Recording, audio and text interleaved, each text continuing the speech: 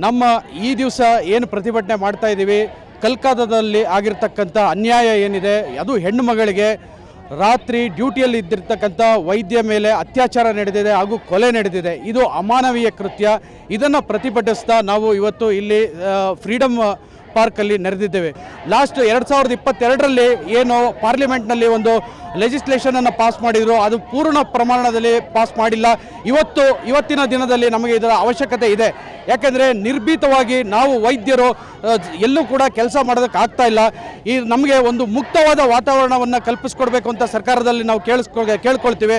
ಹಾಗೆ ಯಾರಿಗೇ ಆಗಲಿ ನಾವು ಕೆಲಸ ಮಾಡುವಾಗ ಏನಾದರೂ ತೊಂದರೆ ಆದರೆ ಅಥವಾ ಆಸ್ಪತ್ರೆಗಾಗಲಿ ಅಥವಾ ವೈದ್ಯಕೀಯ ಸಿಬ್ಬಂದಿಗಳಿಗಾಗಲಿ ಅಥವಾ ಪ್ಯಾರಾಮೆಡಿಕಲ್ ಸ್ಟಾಫ್ಗಾಗಲಿ ಯಾರಿಗೇ ಆಗಲಿ ತೊಂದರೆ ಆದಾಗ ಪೊಲೀಸರು ಇಮಿಡಿಯೇಟಾಗಿ ಬಂದು ಆ್ಯಕ್ಷನ್ ತೆಗೆದುಕೊಳ್ಬೇಕು ಹಾಗೂ ಆರೋಪಿಗಳಿಗೆ ತಕ್ಷಣ ಶಿಕ್ಷೆಯನ್ನು ಕೊಡಬೇಕು ಅಂತ ನಾವು ಕೇಳ್ಕೊತೀವಿ.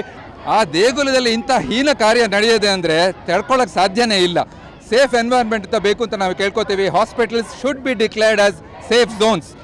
ನಿರ್ಭೀತವಾಗಿ ಡಾಕ್ಟರ್ಸ್ ಆಗಲಿ ಪ್ಯಾರಾಮೆಡಿಕಲ್ ಆಗಲಿ ನಿರ್ಭಯದಿಂದ ಕೆಲಸ ಮಾಡಬೇಕು ರೋಗಿಗಳಿಗೆ. ಅದು ಬಿಟ್ಟು ಏನು ತೊಂದರೆ, ಯಾರು ನೆಕ್ಸ್ಟ್ ಬಂದು ನನಗೆ ಹೊಡಿತಾರೋ ಅನ್ನೋ ಭೀತಿಲಿ ಕೆಲಸ ಮಾತ್ರ ಖಂಡಿತ ಮಾಡೋಕ್ಕೆ ಸಾಧ್ಯ ಇಲ್ಲ. ಅದರಿಂದ ಸಮಾಜಕ್ಕೆ ಅನಾನುಕೂಲ ಆಗ್ತಾ ಇದೆ, ಅದು ಯಾರು ಗಮನಕ್ಕೆ ತಗೊಳ್ತಾ ಇಲ್ಲ. ಲಾಂಗ್ ಟರ್ಮ್ ರಿಸಲ್ಟ್ ಅದಾಗುತ್ತೆ ಸಮಾಜಕ್ಕೆ. ಯಾರು ಈಗ ಆ್ಯಸ್ ಇಟ್ ಈಸ್ ಇವಾಗಲೇ ಮೆಡಿಕಲ್ ಪ್ರೊಫೆಷನ್ಗೆ ಅಂತಲೇ ಯಾರು ಬರೋಕ್ಕೆ ಹಿಂಜರಿತಾ ಇದ್ದಾರೆ. ಇಷ್ಟು ತೊಂದರೆ ಇರುವಾಗ ಯಾರು ಬರ್ತಾರೆ, ಮುಂದಿನ ಪೀಳಿಗೆಗೆ ಆರೋಗ್ಯ ಸೇವೆ ಅನ್ನೋದೇ ಇರೋದಿಲ್ಲ. ಆ ರೀತಿ ಆಗ್ತಾ ಇದೆ ಇವಾಗ. ಇದು ತುಂಬ ಕರಾಳವಾದ ದಿನ, ಕರಾಳವಾದ ಘಟನೆಗಳು ನಡೀತಾ ಇದೆ. ಇದನ್ನು ನಾವು ಖಂಡಿತ ಪ್ರತಿಭಟಿಸಲೇಬೇಕು. ಕೇಂದ್ರ ಸರ್ಕಾರಕ್ಕೆ ಗಮನಕ್ಕೆ ತರಲೇಬೇಕು. ನಾವು ಸ್ಟ್ರಾಂಗ್ ಸೆಂಟ್ರಲ್ ಲಾ ನಮ್ಮದು ಡಿಮ್ಯಾಂಡ್. ಭಾರತೀಯ ವೈದ್ಯಕೀಯ ಸಂಘದಿಂದ ಡಿಮ್ಯಾಂಡ್ ಇರೋದು ಅದು. ಸ್ಟ್ರಾಂಗ್ ಸೆಂಟ್ರಲ್ ಲಾ ಬೇಕು, ಹಾಸ್ಪಿಟಲ್ ಸೇಫ್ ಝೋನ್ಸ್ ಆಗಿ ಡಿಕ್ಲೇರ್ ಆಗಬೇಕು, ಮತ್ತು ಈಗ ಆರೋಪಿಗಳಿಗೆ ತಕ್ಕ ಶಿಕ್ಷೆ ಆಗಲೇಬೇಕು. ಎಷ್ಟೆಲ್ಲ ವರ್ಷ ಕಷ್ಟಪಡಬೇಕು ಅಂತಂದರೆ 10 to 15 ಇಯರ್ಸ್ ಅವರು ಬಹಳ ವ್ಯಾಲ್ಯೂಬಲ್ ಟೈಮ್ನ ಅದಕ್ಕೋಸ್ಕರ ಕಳೀತಾರೆ. ಇವತ್ತು ದುಸ್ಥಿತಿ ಏನಂತಂದರೆ ವೈದ್ಯರು ಒಂದು ಒಳ್ಳೆ ಅಟ್ಮಾಸ್ಫಿಯರಲ್ಲಿ ಕೆಲಸ ಮಾಡೋದಕ್ಕೆ ಹಿಂಜರಿತಾ ಇದ್ದಾರೆ. ಇದೇ ಥರ ಮುಂದುವರೆದರೆ ಬ್ರೈನ್ ಡ್ರೈನ್ ಅಂತ ಹೇಳ್ತೀವಲ್ಲ, ನಮ್ಮ ದೇಶದಲ್ಲಿ ಸಂಪತ್ತನ್ನು ನಾವು ಕಳ್ಕೊಳ್ತಿದ್ದೀವಿ. ಬೇರೆ ದೇಶಕ್ಕೆ ಡಾಕ್ಟ್ರುಗಳು ಬೇರೆ ಕಡೆ ಹೋಗ್ಬಿಡ್ತಾರೆ. ನಾಳೆ ಸಾರ್ವಜನಿಕರಿಗೆ ಸೇವೆ ಮಾಡೋದಕ್ಕೆ ಯಾರಿದ್ದಾರೆ, ಇದ್ರ ಬಗ್ಗೆ ಯೋಚನೆ ಮಾಡಬೇಕು. ಇವತ್ತು IMA ಸರ್ವೆ ಪ್ರಕಾರ 60-70% ಜನ ಡಾಕ್ಟ್ರುಗಳಿಗೆ ಒಂದಲ್ಲ ಇನ್ನೊಂದು ರೀತಿಯಲ್ಲಿ ಒಂದು ಥರ ವೈಲೆನ್ಸ್ ಆಗ್ತಾ ಇದೆ. ಇದನ್ನು ಖಂಡಿಸ್ತಾ ಇದ್ದೀವಿ. ಇದು ಇವತ್ತಲ್ಲ, ರಿಪೀಟೆಡಾಗಿ ಆಗ್ತಾನೇ ಇದೆ. ನಮ್ಮ ವಾಯ್ಸ್ನ ಯಾರು ಕೇಳೋದೇ ಇಲ್ಲ. ಅದು ದುಸ್ಥಿತಿ ನಮ್ಮದು. ಸೊ ಹಾಗಾಗಿ ಇನ್ನು ಮುಂದೆ ಈ ಥರ ಸಂಘಟನೆಗಳು ಆಗದೇ ಇರುವ ಹಾಗೆ ಒಂದು ಸ್ಟ್ರಾಂಗ್ ಲಾಸ್ ಬರಲೇಬೇಕು. ಇವತ್ತಿನ ಏನಕ್ಕೆ ಇಲ್ಲಿದ್ದೀವಿ ಅಂತ ತಿಳಿಯೋದೇನು ಹೇಳ್ಕೊಡೋದೇನು ಬೇಕಿಲ್ಲ. ಆದರೆ ನಮಗೆ ಬೇಜಾರಾಗ್ತಿರೋದು ಒಂದು ಸಂಗತಿ ಅಂತಂದರೆ, ಇಷ್ಟು ದಿನ ಆಗಿದೆ ಇಂಥ ಒಂದು ದುರ್ಘಟನೆ ನಡೆದು, ಒಂದು ಹತ್ಯೆಯೇ ಆಗಿದೆ.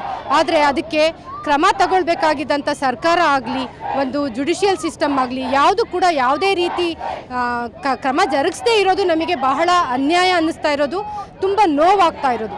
ಈ 78 ವರ್ಷದ ನಾವು ಸ್ವಾತಂತ್ರ್ಯ ಉತ್ಸವನ ಆಚರಿಸ್ತಾ ಇದ್ದೀವಿ. ಇವತ್ತು ಕೂಡ ಅಂದು ಮಹಾತ್ಮ ಗಾಂಧಿ ಹೇಳಿದರು, ಯಾವತ್ತು ಮಹಿಳೆ ಈ ದೇಶದಲ್ಲಿ ಮಧ್ಯರಾತ್ರಿಯಲ್ಲಿ ಒಬ್ಬಳೇ ಓಡಾಡೋಕ್ಕೆ ಆಗುತ್ತೋ ಅವತ್ತು ನಮಗೆ ನಿಜವಾದ ಸ್ವಾತಂತ್ರ್ಯ ಸಿಕ್ಕದಾಗೆ ಅಂತ. ಆ 78 ವರ್ಷ ಕಳೆದ್ರು ಇವತ್ತು ಕೂಡ ನಾವು ಇಂಥ ಒಂದು ಪರಿಸ್ಥಿತಿಯನ್ನು ನಾವು ಎದುರಿಸ್ತಾ ಇದ್ದೀವಿ ಅಂತಂದರೆ ಇದಕ್ಕಿಂತ ಅಮಾನುಷ್ಯವಾದ ಸಮಾಜ ಇರಲಿಕ್ಕೆ ಸಾಧ್ಯ ಇಲ್ಲ. ನಾವು ಯಾವ ರೀತಿಯ ಮಾದರಿಯನ್ನು ಮಾಡ್ತಾ ಇದ್ದೀವಿ ನಮ್ಮ ಮಕ್ಕಳಿಗೆ, ಮುಂದೆ ಬರೋ ಪೀಳಿಗೆಗೆ ನಾವು ಯಾವ ರೀತಿಯ ಉದಾಹರಣೆಯನ್ನು ಕೊಡ್ತಾ ಇದ್ದೀವಿ. ಇಂಥ ಒಂದು ದುರ್ಘಟನೆ ಮೊಟ್ಟ ಮೊದಲಿಗೆ ಆಗಬಾರ್ದಿತ್ತು, ಆಗಬಾರದ ಜಾಗದಲ್ಲಿ ಆಗಿದೆ. ಅದು ಒಂದು ಸೇವೆಯನ್ನು ಕೊಡ್ತಕ್ಕಂಥ ವೈದ್ಯರುಗಳು ಕೆಲಸ ಮಾಡತಕ್ಕಂಥ ಒಂದು ಗೌರ್ಮೆಂಟ್ ಹಾಸ್ಪಿಟಲಲ್ಲಿ ಇಂಥ ಒಂದು ಅಮಾನುಷ ಕೃತ್ಯ ನಡೆದಿದೆ. ಆದರೆ ಅದ್ರ ಬಗ್ಗೆ ಒಂದು ಫಸ್ಟ್ ಇನ್ಫಾರ್ಮೇಷನ್ ರಿಪೋರ್ಟ್ ಕೂಡ ಆಗಿಲ್ಲ ಅಂತಂದು ಹೇಳಿದ್ರೆ ಇದಕ್ಕೆಂಥ ಶೋಚನೀಯ ಸ್ಥಿತಿ ಅಂತ ನಾನು ಹೇಳಿ ಇದಕ್ಕೆ ನಾವು ಯಾವ ಒಂದು ಭರವಸೆಯಿಂದ ನಾವು ನಮ್ಮ ಹೆಣ್ಮಕ್ಳನ್ನ ಆಚೆ ಕೆಲಸಕ್ಕೆ ಹೋಗೋಕ್ಕಾಗಲಿ, ಓದೋದಕ್ಕೆ ಹೋಗೋಕ್ಕಾಗಲಿ, ಡಾಕ್ಟರ್ಗಳಾಗಿ ಸಮಾಜ ಸೇವೆ ಮಾಡೋಕ್ಕಾಗಲಿ ಯಾವ ರೀತಿ ನಾವು ಯಾವ ಧೈರ್ಯದ ಮೇಲೆ ಕಳಿಸ್ಬೇಕು? ನಾನು ಸ್ತ್ರೀರೋಗ ಹಾಗೂ ಪ್ರಸೂತಿ ತಜ್ಞೆ, ಅದಲ್ಲದೆ ಸ್ತ್ರೀರೋಗ ಪ್ರಸೂತಿ ತಜ್ಞೆಯರ ಬೆಂಗಳೂರಿನ ಸಂಘದ ಅಧ್ಯಕ್ಷೆಯಾಗಿದ್ದೀನಿ. ಇಂದು ನಾವಿಲ್ಲಿ ಧರಣಿ ಹೂಡ್ತಾ ಇದ್ದೀವಿ, ನಾವು ಮೆರವಣಿಗೆ ಮಾಡ್ತಾ ಇದ್ದೀವಿ. ದುಸ್ಥಿತಿಯಿಂದ, ಕೋಪದಿಂದ, ನೋವಿನಿಂದ, ಅನುಕಂಪದ ಅಲೆಗೋಸ್ಕರ ಅಲ್ಲ, ನೋವಿನಿಂದ ನಾವಿಲ್ಲಿ ಪ್ರತಿಭಟನೆ ಮಾಡ್ತಾ ಇದ್ದೀವಿ. ಯಾಕಂದರೆ ಇಲ್ಲಿ ನಾವು ಪ್ರತಿಭಟನೆ ಮಾಡ್ತಾ ಇರೋದು ಆರ್ಜಿಕರ್ ಆಸ್ಪತ್ರೆಯ ವೈದ್ಯೆಯ ಮೇಲೆ ಆಗಿರುವಂತಹ ಸಾಮೂಹಿಕ ಲೈಂಗಿಕ ದೌರ್ಜನ್ಯದ ಬಗ್ಗೆ ಪ್ರತಿಭಟಿಸುವುದಕ್ಕೋಸ್ಕರ. ಇದಕ್ಕೋಸ್ಕರ ನಮ್ಮ OPD ಡಿಪಾರ್ಟ್ಮೆಂಟನ್ನು ನಾವು 24 ತಾಸುಗಳ ತನಕ ಬೆಳಿಗ್ಗೆ 6 ಗಂಟೆಯಿಂದ ಇವತ್ತು ನಾಳೆ ಬೆಳಿಗ್ಗೆ 6 ಗಂಟೆ ತನಕ ನಾವು ಕ್ಲೋಸ್ ಮಾಡಿದ್ದೀವಿ. ಎಮರ್ಜೆನ್ಸಿ ಸರ್ವಿಸಸ್ನ ನಾವು ಮೇಂಟೈನ್ ಮಾಡ್ಕೊಂಡು ಬಂದಿದ್ದೀವಿ. ಹೆಣ್ಣು ಮಕ್ಕಳಿಗೆ ಎಲ್ಲ ಥರದ ನ್ಯಾಯ ಬೇಕು, ಸುರಕ್ಷಿತತೆ ಬೇಕು.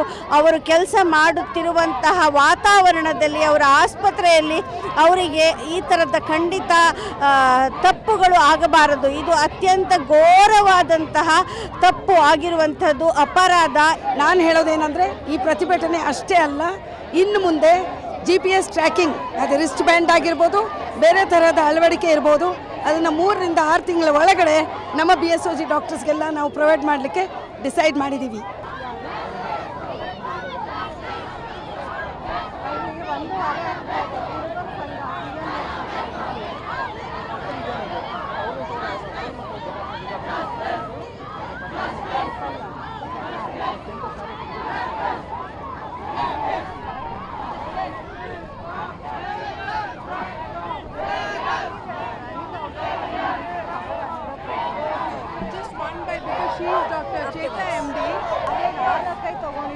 ಬೇರೆ ಕಟ್ ಮಾಡಿಸಿದ ಹಾಕ್ಯಬೋದು ಅವ್ರಿಗೆ, ಬಟ್ ಅವ್ರ ನಂಬರ್ ಯೂಸ್ ಆಗತ್ತೆ ನಮಗೆ ಗೌಡ್ರಿಗೆ.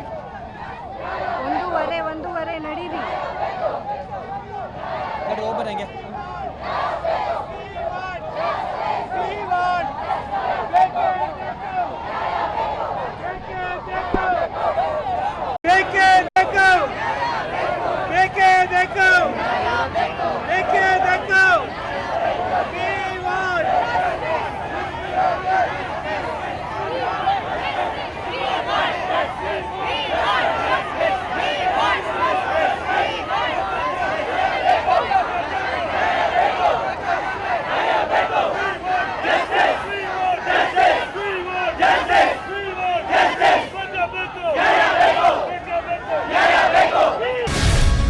ಗ್ಯಾರಂಟಿ ನ್ಯೂಸ್, ಸುದ್ದಿ ಖಚಿತ, ನ್ಯಾಯ ನಿಶ್ಚಿತ.